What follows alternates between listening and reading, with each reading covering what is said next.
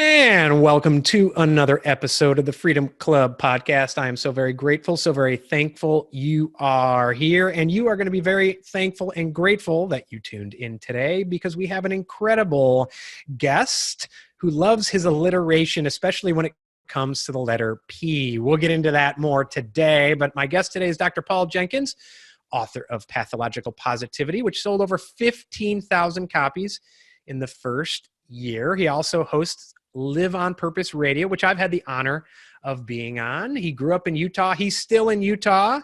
You were the valedictorian of your high school, and it was during a missionary service for your church in Finland after your freshman year in college that you discovered your passion for having powerfully meaningful conversations with real people. That started your love and career in psychology. Never looked back. Today, you focus exclusively on positive psychology. You've written 3 books on the subject. You give keynotes. I know that you and I are both in the National Speakers Association. You have Live on Purpose Radio. You also see individual clients. Dr. Paul Jenkins, thank you so much for being on the show. I'm honored to be here with you, Curt. This is exciting. So, as I mentioned, we only have one set question here on the show.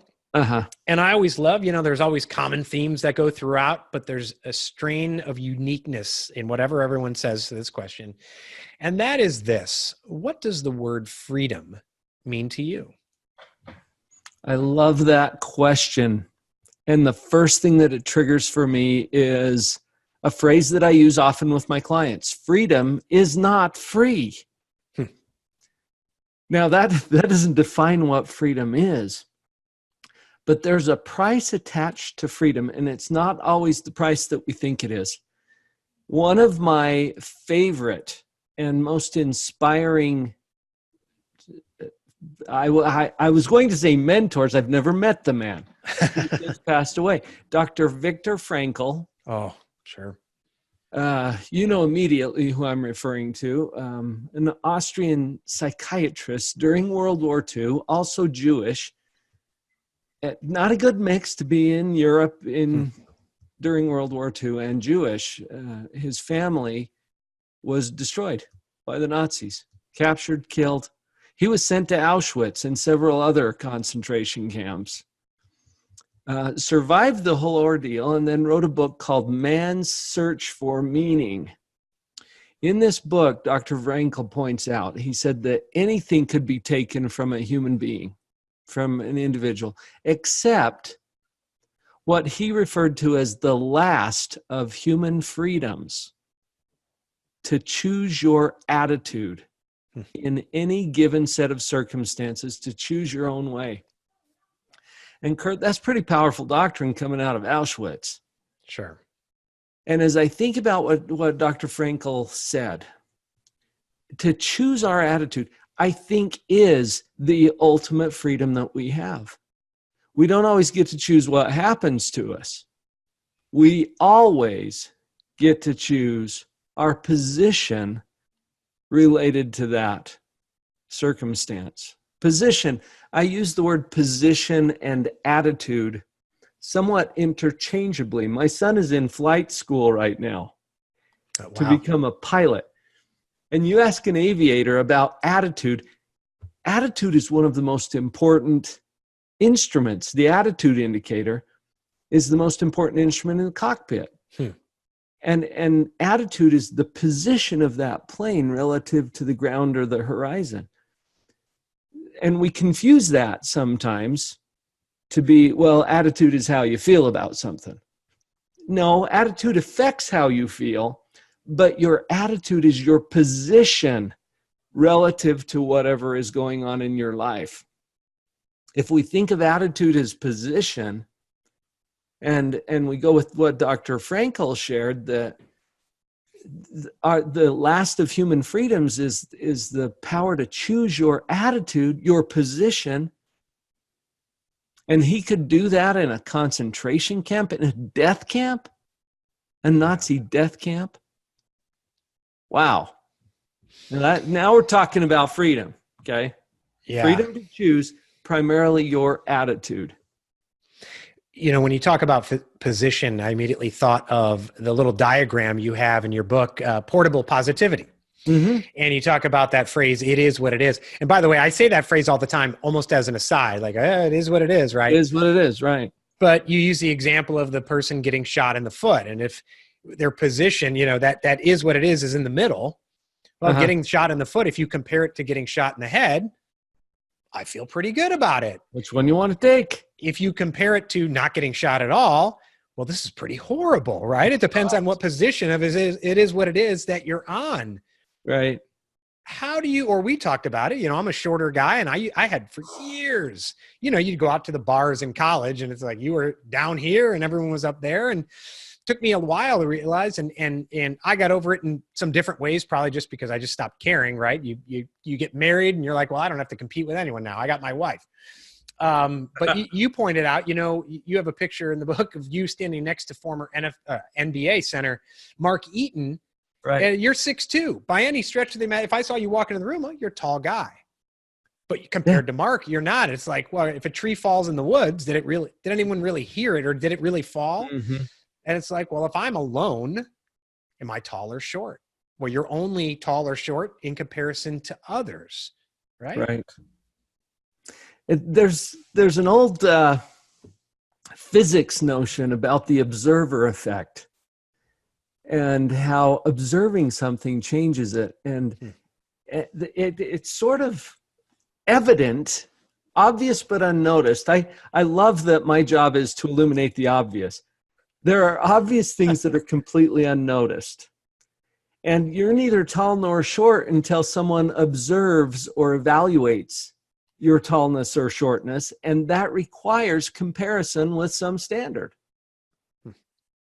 And that's obvious when I bring it to your attention, but it's unnoticed up until that point. You even started that comment, Curt, by saying I'm a shorter than what? Yeah, right. Yeah. Shorter than what? And you probably meant shorter than the average American male adult, right? You're taller than all your kids for a while. Yeah, for a little bit. Yeah. Well, it's so interesting how I'm digressing a bit. Things happen sometimes. You ever have things happen and they all happen at once, and you're like, there is a reason for this and a design for it happening. I have been, over the last 2 weeks, I think I mentioned you before we came on, kind of obsessed with, I didn't say specifically what it was, but really getting into affirmations and visualizations and the concept of energy in the body and around us. Well, I picked up a book that had to do with that, and totally, I had no idea specifics what was in that book. Mm-hmm. I picked up a biography of Einstein. I started reading both books, and they both deal with quantum energy and the energy around us. I've become obsessed with it. I've started getting into it and reading other books now. This is over the span of a week, like obsessive reading about Christianity, faith, and quantum mechanics, written by a scientist who's a believer, and getting into it. And yesterday, I was reading about the different theories when it comes to quantum mechanics. The many worlds theory, that there's a multiverse of things happening, right? And then there's the observer. And then you bring it up today. God is telling me something over the last week where it's amazing that you brought that up. It's like, oh my gosh, we went to church on Sunday and he started bringing up some things that I had been reading about. And it's one of those things where these things happen every day. It's like, all right, coincidence? Yeah, exactly. Curt, when you mentioned that, I don't know if you've had a chance to read Solve for Happy by Mo Gadot. No, I haven't. It brings together all of those elements that you're talking about, written by a civil engineer. And it's interesting, Curt, as you bring this up I had an interview on my own podcast yesterday where a man had written a book that almost point for point matches the principles that I write about in Pathological Positivity. And he's coming from a very different discipline. And then I read this book, Solve for Happy, by a civil engineer, with the same principles being illuminated. there are, I think, eternal, consistent truths that we tap into from whatever discipline we come from, whatever our approach is. But the underlying themes and principles are very, very consistent. I've long been a junkie of personal development literature and self-help books, and that's the genre that I write in as well. And it's uncanny how consistent those principles are. I say it's uncanny. I mean, it makes sense too, because if it is indeed a principle, or a natural law, maybe is another way to look at that, then it's going to function in any context according to the laws that govern it. You think of gravity, for example. You never get up in the morning and think, I wonder if gravity's on today. Right. It tends to be. And people can describe that phenomenon from different angles or perspectives, but it's that underlying principle remains the same. And that's what that triggered for me as you shared. Yeah, that's interesting. The word pathological. Uh-huh. Most people over time have think of it not in a positive term, but you're a pathological liar, you're a pathological gambler, or what, Well, in psychology, Curt, it means disordered, disconnected from reality, crazy. Interesting. You put it before positivity. Mm-hmm. Why'd you choose that word for your title? I did it on purpose, believe it or not. It sounds a little crazy to people at first when I suggest that you can be positive no matter what. No matter what your circumstances, no matter what it is, you can choose a position of positivity. And that sounds a little crazy, but you mentioned another application of that word, and it means compulsively driven. Like pathological liars, for example. They just can't stop doing it. And this is a dogged commitment to a process of thinking that allows you to remain positive no matter what. So I picked the word pathological, which gets me in trouble sometimes with my psychological colleagues. But honestly, Curt, I kind of left the tribe years ago. Interesting. Of traditional pathology-based psychology in favor of, let's take a look at the underlying principles that allow us to choose. Remember, you asked me about freedom, and I went to the concept of choice. Right. To choose our attitude, our position, regardless of the circumstances. It sounds a little crazy to some people.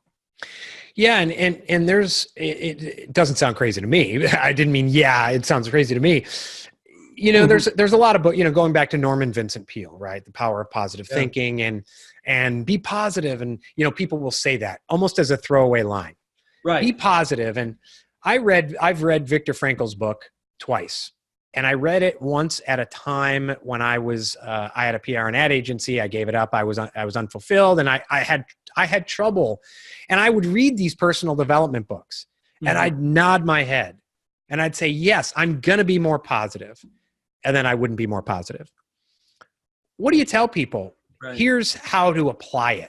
It's not, choose to be positive, but how do you actually do that and become pathological about it? Because you lie and you don't even know it. How do you condition yourself to become so positive that you don't even know you're doing it? You're just doing it naturally. It becomes a natural part of your thinking. Here's the thing. We will default to our programming. Now, when I say programming, I'm talking at a very base level in our brain. We are programmed, Curt, you and I, to speak English. Did we choose English? Or were we programmed to speak English by people who didn't even give us a choice? Our programming takes over. Now, I'm also fluent in Finnish. Probably you're not, so we won't go. I am not. Yeah. We'll add subtitles. But even when I'm speaking Finnish, my default, my programming is still English. And if I get stuck, I start thinking in English. Now, there's certain topics and things I can think in Finnish, but my programming is still English. Do you see what I'm talking about here? Sure. Yeah. Now, let's use Finnish, because most of your audience doesn't speak Finnish. I'm willing to bet. Yeah. That would be an interesting discovery if I found out they did. But and if they do, send them my way. I'd love to chat with them. But is speaking Finnish a choice? Yeah. Now, sometimes I say happiness is a choice. People get all offended and they want to fire me. Why would I ever choose this? Well, until you see it as a choice, it's not. But just like Finnish or playing the guitar, it's a choice, right? Sure. And it is very obviously also a skill set that requires practice, instruction, coaching, repetition. Happiness is a choice. You will default to your programming. And if your programming is negative, or if your programming is unhappiness, or if your programming is a sense that the world sucks, that's where your brain's going to go. Now, can you choose a different path? Yes, you can. Just like you can choose Finnish or playing the guitar. So if you're programmed, from 0 to age 7, and I've seen things about, that's the key programming part where your software is installed in you. Yeah. Or you're programmed for the first 15 years, 20 years. Sure. To be a downer, Mm-hmm. to have a scarcity mindset, to do all these things, right? Right. And you find yourself 30, 40, 50 years old. Mm-hmm. And you're like, all right, I'm going to choose to be happy, but I got to rewrite some of the programming. How do you do that? First, you choose it, because until you choose it, you can't practice it. Sure. It's just like when I used the guitar because when I turned 50, I signed up for guitar lessons. I chose it. I purchased an instrument. I hired an instructor. I got some coaching. I put in some practice. This is the pattern. So you choose it and realize that the choice is essential but not sufficient. Once you choose it, then you put in a pattern of practice. Hire a coach. This is how I make my living. Mm-hmm. Yeah. Hire a coach. Buy the instrument. Purchase the books. Get into the course. And you will see as you practice that you get better at it. And Curt, I am a black belt in positivity. Okay, now we're switching metaphors here a little bit, but yeah, I know I have a dear friend who is a 6th degree black belt in Taekwondo. She is a master instructor in her sport. She didn't even start till she was 45. And now here in her late 70s, she's a 6th degree black belt. And she told me, she says, Paul, when you're a white belt, do the white belt stuff. Start practicing. So I start people. First, I teach them my model. That's the one that's in the mini book that I sent you, the Portable Positivity. There's a model that is important to understand. And then we're going to practice things consistent with that model that bring up our skill level. And so when Mary Louise told me, hey, when you're a white belt, do the white belt stuff. When she was a white belt, she threw 1,000 kicks a day. Huh. That's a lot of kicking. Yeah. And she was sore and she was feeling it and it didn't come naturally to her. And so here's an example of a white belt thing that will get you into a positive evaluation quicker than anything I know. It's called the gratitude power up.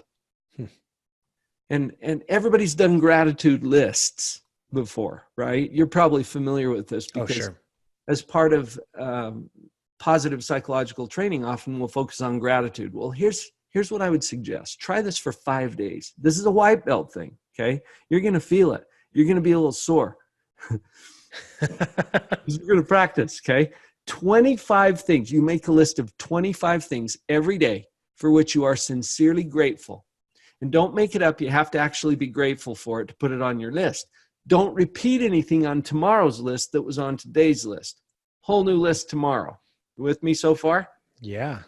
Now, does that sound hard? Because the list used to be 100 a day. I start with 25. Oh my goodness. That will tire you out in a good way though, right? After a good workout, you feel that pump. Hey, how about 100 a day? Yeah. So it seems like a lot if you compare it to less. It seems not too bad if you compare it to more. So just take on 25. Just try this. This is a white belt exercise. Okay. 25 a day. New things every day. Now, here's what powers it up. Here's the power up part of that. At least half of your list every day, that's 13 if you're doing the math, has to be from your hard list. Hard things. The other half, freebies. Anybody can be grateful for health and family and puppies and rainbows and indoor plumbing. Right. And you can put those on your list. Those are freebies. Anybody can be grateful for this stuff that's already awesome. The other half of your list, at least 13 every day, has to be about something that is hard, difficult, frustrating, annoying, kicking your butt. You pick something and have you got a hard list? Because if I do a lot of freebies. I need to do this more often. I'm going to do this. I'm going to take the challenge for the next 30 days and make this 25 list, because I usually start with about 3 or 4 things that I list off a day, and there ends up being a lot of freebies. So yes, freebies are easy. I know. Connect with that, because your life is full of rich, abundant freebies, but you got a hard list too, right? I mean, do you have anything hard going on in your life, Curt? Oh, sure. Absolutely. Yeah, definitely. Now, if anybody listening doesn't, we can arrange to get you something hard. But life just happens. So connect with the hard stuff. Now, here's an example of what I mean. Cancer. All right. Now, statistically speaking, a third of our audience here today, you who are listening, are dealing with cancer right now, either personally or someone that you know. This hit our family. A couple of years ago, my sister-in-law, stage 4, pancreatic cancer. We buried her within 4 months of the diagnosis. Okay? Now, what if it's cancer? Now, I use that as an example because I know some of you are dealing with this. I'm not saying be grateful for the cancer. I'm saying open it up. Peel it back, rummage around in there. You look inside of that thing until you find something in there for which you are sincerely grateful.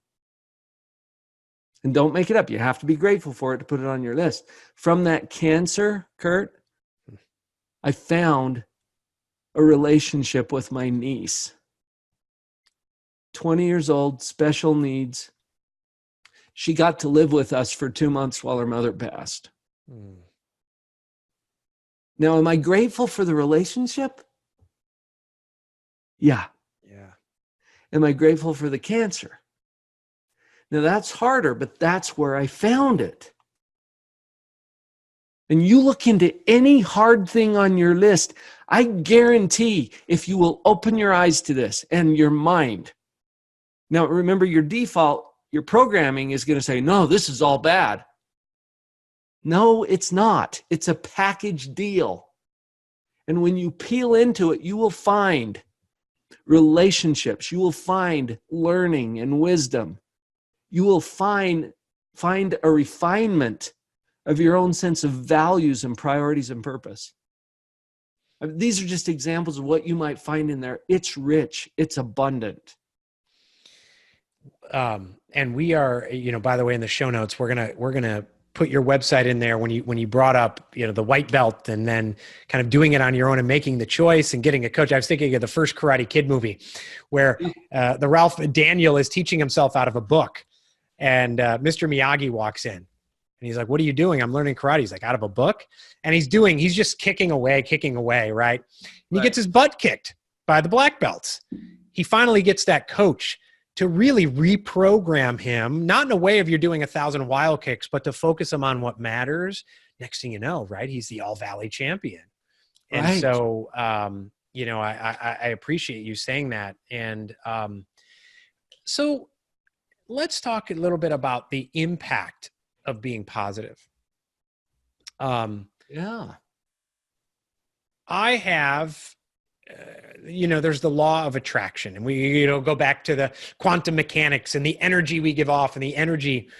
It's amazing how my attitude and my choice to be positive has an incredible impact, even if I don't say a word, on people around me. Yes. My family, even audiences. They can tell when I stand up that something's a little different. I've actually done Zoom calls with people who said something's different.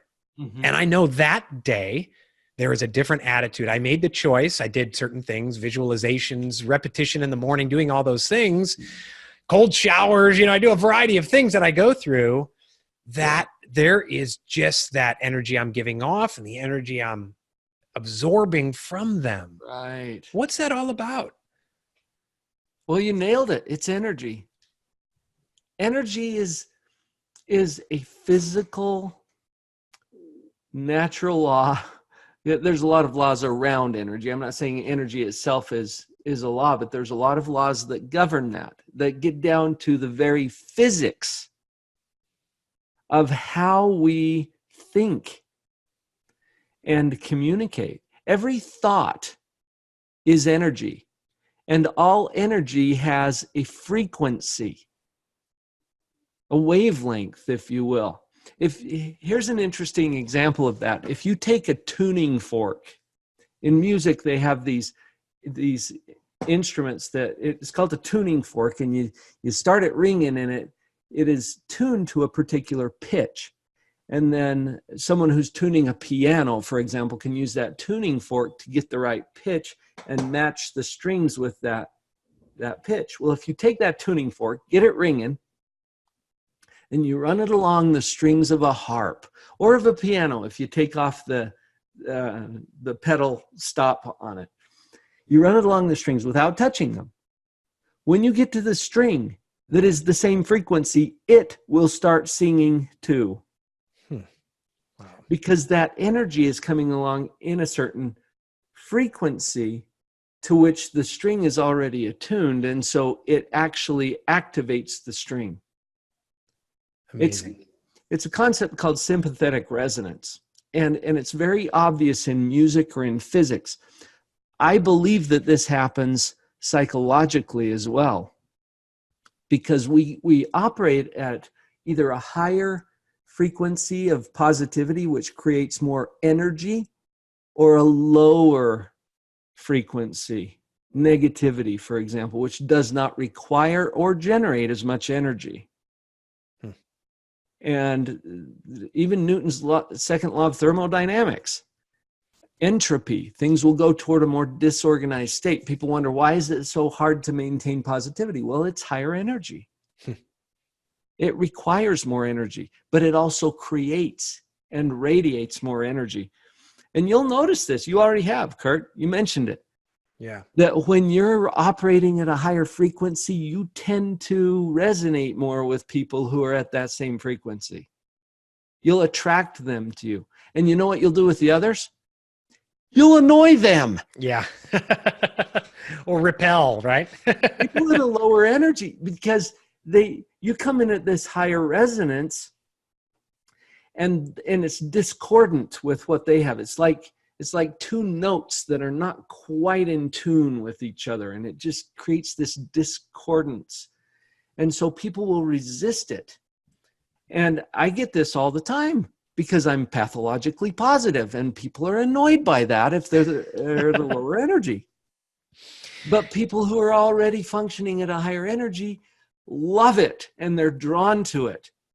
And people who want to go to a higher energy see that, and they see that there's a possibility for me to attune myself to that higher energy. And knowing that, I think makes you and anyone who does this for a living a better speaker, I think it helps people with sales. You know, when I give a talk, I can tell the people who are not at the same frequency. They're rolling their eyes, or they got their arms crossed. And, you know, when I first started speaking, I'd get the evaluation form, and it was the ratings and whatever. And it was like the ratings of whatever. He's too touchy-feely, you know, in my talking or whatever. It was like, I know who those were. But I tell people, you don't want 100% positive evaluation, right? Or because maybe then unless you know, the odds of everyone being in the same frequency, but you don't want your goal to be vanilla or be at a kind of a dull frequency where you think you're not going to repel anyone, right? And it's like marketing. It's sales. Getting into that frequency where you're going to help the people who are at that same frequency who need help. You want to help the other people, but there's just some people who are not going to be at the same frequency. You could try to do things to get them there, right? Well, and that's okay. I tell people in my keynotes all the time, I'm not here to tell you how to think. I do not have that kind of authority. I just want you to see that you are thinking and that those thoughts have an impact on everything around you. And you mentioned we don't want everybody at the same level. Well, it's not even possible for everybody to be at the same level. We have such variance in our population. Here's a thought that came to me as you shared that, Curt. We have producers and we have consumers. They are very different animals. Now, we all have to consume because we're mortal human beings, have to eat. But I'm talking about a mindset here. I'm talking about a paradigm. A producer mindset operates at a much higher frequency than a consumer mindset. One of the greatest examples of this that I ever read was Ayn Rand. She wrote a book called Atlas Shrugged. Oh, yeah. And it's all about this producer versus a consumer mindset. We have to have consumers to have an economy. Right. But who's going to produce? And I have people sometimes resisting positivity, and I think, okay, that's fine. I need to find people who are going to resonate at a higher level to recruit into what a friend of mine used to call the producer revolution, where we recruit people who are willing to create and produce at a higher level. Now, the economic impact of that is wealth. Right. That's where it comes from, creating more value for more people. So you don't have to be positive. We need people to consume too. Sure. But without the producers, we have nothing to consume. Right. Yeah. And there's some people who have had, maybe because their parents had it, a bad relationship with money. Right. And they have a negative view of money, which is maybe why they're consumers. By the way, my favorite book of all time is The Fountainhead. You talk about somebody who was on a different wavelength. Howard Rourke was on a much different wavelength than most other people. And I use that as an example with some business owners about what is the purpose of your business? What's the impact you want to make on the world? And I asked them, who's your customer? Well, it's everyone. I said, no. You don't want your customer to be everyone. And you just hinted to that fact. You're going to find those producers, you know, people who are receptive to come in and be part of that, you know, the producer, what did you call it? The producer army or the producer revolution? Revolution. Yeah. Yeah. No, I love that. I love that. That's where I got my start on radio, Curt. There was a show called the Producer Revolution Radio. And I was co-hosting that show with this friend of mine who had introduced me to the concept and to Ayn Rand as well.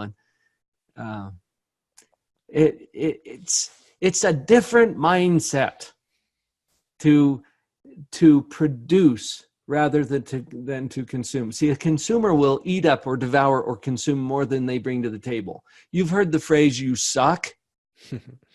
That's technically that's the definition. Because you suck resources. Interesting. I never knew that. Wow. If you consume more than you produce, you suck. And I don't mean that in a derisive way. I mean it in a very metaphysical way. However, there are those who create or produce or bring to the table more than they take away. Those are our producers. And it's because of our producers that we have clothes in the store or even on our backs. I did not create the clothing that I'm wearing. I didn't harvest the fibers. Producers made this available to me, and because they produced more than they needed, there's a surplus that I can now purchase. And you're right about money too. I mean, people think that money, there's a consumer paradox. It's a trap. It's a trap of thinking where they think money is evil. Right. And yet I want more of it. Yeah. What kind of thinking is that? You can get me going on that, Curt. Yeah, no. Well, I have terms for that. I don't use the term producer and consumer. I use abundance, and for the other people, I'll use the type of people you're talking about. I call them scarcity pimps. Scarcity. Yep. They're the people on social media or cable, 24-hour cable TV newsertainment. Mm-hmm. That it's us versus them. It's win-lose. The pie doesn't get. It's not a variable pie that gets bigger as abundance. Right. It's, hey, if Dr. Paul earns $5, that means I've lost $5 simply from him earning more. Zero-sum game. Yeah. And have you seen over the last several decades with the growth of the zombie culture, the bot culture, that 8 hours, I know people who will sit there, they come home from work, they turn on, I won't say which channel it is, but they turn on their cable TV news. Doesn't matter which channel it is. They turn on that 8 hours of that. They get angry. Then they get on Facebook and they get so paralyzed and they're angry. And I read something about, the amount of messages we get in a specific day is equal to the amount of that the Neanderthal we get in 2 hours, right?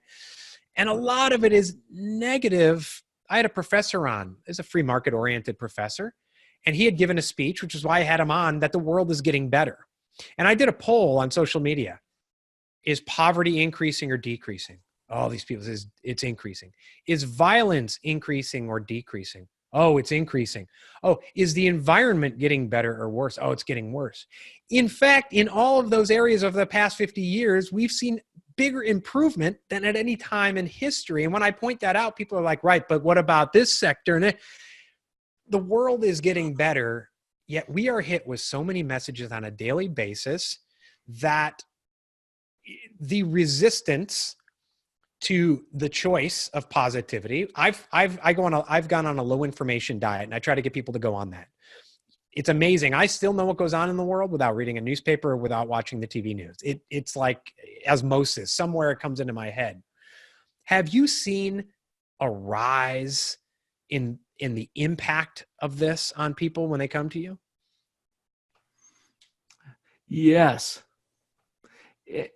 We live in an information age, but we are notoriously bad at discerning the truth of the information that's being disseminated out there. And there's always a twist depending on the source of the information. I saw a comedy routine on YouTube. Louis C.K., I think, is who did this. And the title was basically, everything's amazing and nobody's happy. Yeah, I've seen that. Yeah. And I got such a kick out of that because here we are, we're sitting on an airplane saying, oh, this is taking forever, to taxi 20 minutes out onto the runway, when that same trip used to take 3 months. And we don't realize the rich, abundant nature of our life, the way it is right now. And media tends to have a very profound impact on our minds. So I think part of what people like you and I are trying to accomplish here with this podcast and with the material that I'm putting out on YouTube and in my own podcast is to get people to think differently, or at least to consider an option. Life is hard? Really? Is that true? Why am I concluding that? Because stuff happens. right? Well, welcome to Earth. That's how we roll here. So I can guarantee that today stuff is going to happen, right? Yeah, right. And people are like, well, eventually that's going to kill me. Well, nobody gets out of this alive. Yeah, there's 100% chance you're going to die, right? There is a predictable exit strategy. And when we lose our fear of death, and that's a whole other conversation perhaps, but it all has to do with our paradigm.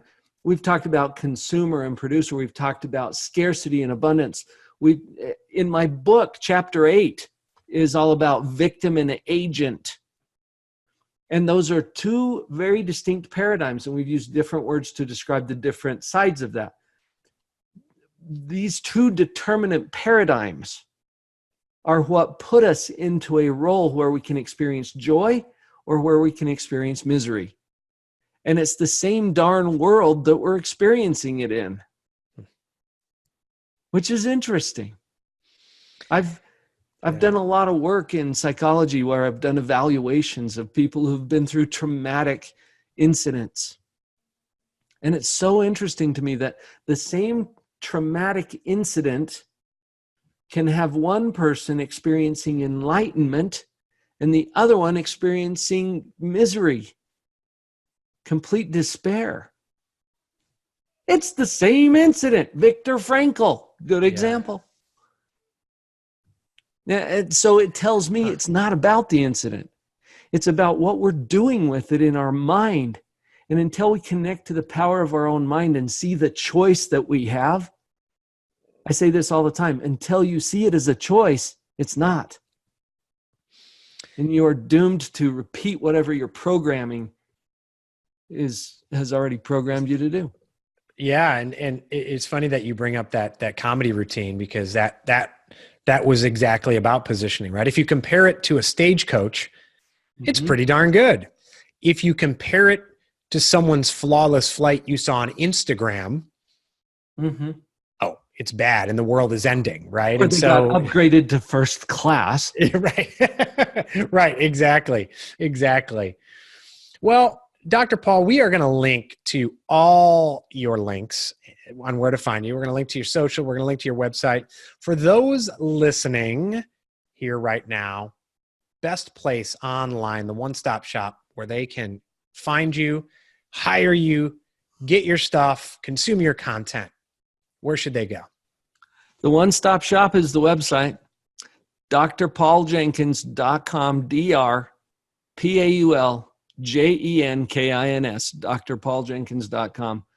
We're doing some revisions just this week as you and I are talking. I don't know when people are going to pick up the podcast, because usually those are evergreen, and that's awesome. drpauljenkins.com will have links to everything that I'm offering. There's one thing, you mentioned the coaching. I'm a black belt in positivity. I'm not saying that to brag. I'm saying that to say I've put in the kicks. All right. I have a coaching program online called the Positivity Power Up. You can go directly to it if you just hit positivitypowerup.com. It's also at drpauljenkins.com. You can link to it there. But I'm giving away a free copy of my book on the website. The coaching program it's like your white belt course. Let's jump in.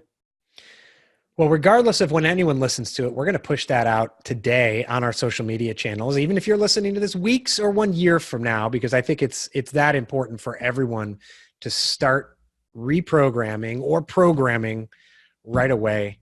Dr. Paul, thank you so much for coming on the show. Oh, honored to be here. I'm so glad to be on your team, Curt. Likewise.